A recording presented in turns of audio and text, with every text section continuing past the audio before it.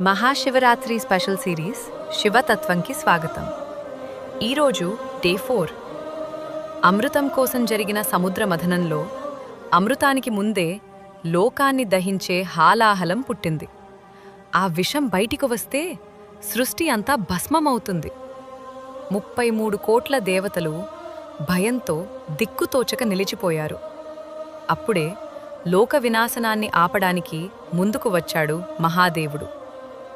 ఏ సందేహం లేకుండా ఆ విషాన్ని తన చేతుల్లోకి తీసుకుని మింగేశాడు.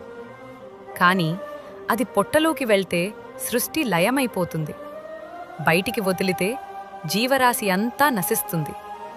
అప్పుడే అమ్మవారు ఆ విషాన్ని ఆయన గొంతులోనే బంధించింది. అందుకే శివుడు నీలకంఠుడు అయ్యాడు. ఈ కథ చెబుతున్న అంతరార్థం ఏమిటంటే, జీవితంలో మనకు ఎదురయ్యే అవమానాలు, కోపం, బాధలు కూడా విషంలాంటివే. వాటిని లోపల దాచుకుంటే మనల్ని మనమే కాల్చుకుంటాం. వాటిని బయటికి కక్కితే ఇతరుల్ని గాయపరుస్తాం.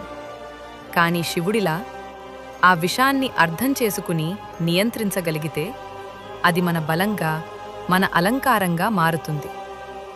విషాన్ని జయించి దానిని శక్తిగా మార్చుకోవడమే అసలైన శివభక్తి.